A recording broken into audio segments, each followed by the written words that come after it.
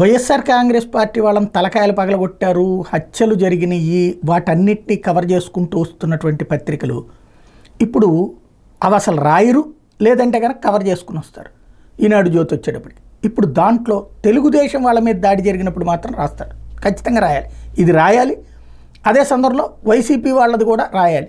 సాక్షి వచ్చేటప్పటికి తెలుగుదేశం వాళ్ళ మీద వైసీపీ వాళ్ళ దాడి రాయదు, అదే సందర్భంలో వైసీపీ వాళ్ళ మీద తెలుగుదేశం దాడుల వరకు రాస్తారు. ఇప్పుడు ఈనాడు జ్యోతి రివర్స్, వైసీపీ వాళ్ళు తెలుగుదేశం మీద దాడి చేస్తే రాస్తారు, వైసీపీ వాళ్ళ మీద దాడి చేస్తే రాయరు. ఇప్పుడు మనకు ఉన్నటువంటి సమస్యల్లా అదే. కాబట్టి ఏది నిజం అన్నది ఇరుపక్షాలది చూసేది మనం ఒక్కడమే హైలైట్ చేస్తున్నాం. ఇప్పుడు చూస్తే వైకాపా నాయకులు ఆగడాలకు అడ్డోదిపు లేకుండా పోతే తెలుగుదేశం పార్టీ సానుభూతి పనులు లక్ష్యంగా చేసుకుని దాడులు తెగబడుతున్నారు. ఫిరంగపురం మండలం గరుడాచలపాలెంలో ఆదివారం రాత్రి తెలుగుదేశం పార్టీ మహిళా కార్యకర్తలపై వైకాపా ఒక దాడి చేసింది. ఎన్నికల్లో తమ పార్టీకి ఓట్లు వేయలేదని మనసులో పెట్టుకుని తెలుగుదేశం పార్టీ కార్యకర్తలు ఇళ్లపై ఒక్కసారిగా కర్రలు గొడ్డలతో దాడి చేశారు. తెలుగుదేశం పార్టీ నాయకులు, బాధితులు, పోలీసులు చెప్పిన వివరాల ప్రకారం ఎన్నికల ఫలితాల రోజు ఎస్సీ కాలనీలో తెలుగుదేశం పార్టీ కార్యకర్తలు ఊరేగింపు జరిగింది. దీనికి స్థానిక వైకాపా కార్యకర్తలు అభ్యంతరం చెప్పడంతో వారి మధ్య వివాదం జరిగి గొడవకు దారితీసింది. ఇరు వర్గాల ఫిర్యాదు మేరకు అప్పట్లో కేసు నమోదైంది.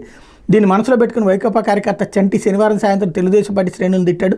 దీని మీద పోలీసులు ఫిర్యాదు చేయడానికి బాధితులు సిద్ధపడ్డారు. ఇది తెలుసుకుని వైకాపా కార్యకర్తలు పోలీసులు ఫిర్యాదు చేస్తారంటే ఒకసారిగా తెలుగుదేశం పార్టీ కార్యకర్తలపై దాడికి పాల్పడ్డారని తెలిపారు. దాడిలో కొర్రబండి సుమతిని వైకాపా మొక్కలు గొడ్డలతో వేటు వేయడంతో నుదుటిపై తీవ్ర గాయమైంది. మామిడి భోజప్పకు చేతికి, కొర్రబండి ప్రమీలకు కాలుకి తీవ్ర గాయాలయ్యాయి, పలువురి గాయాలయ్యాయి. అనంతరం బాధితులు ఫిరంగపురం పోలీసులు ఫిర్యాదు చేశారు. క్షతగాత్రులను 108 వాహనంలో గుంటూరు జీజీహెచ్కి తరలించారు. మొత్తం 20 మంది కలిసి దాడి చేసి అనంతరం పరారయ్యని తెలిపారు. ఎస్ఐ వీరనారాయణ సిబ్బందితో కలిసి గరుడాచలపాలెం వెళ్లారు.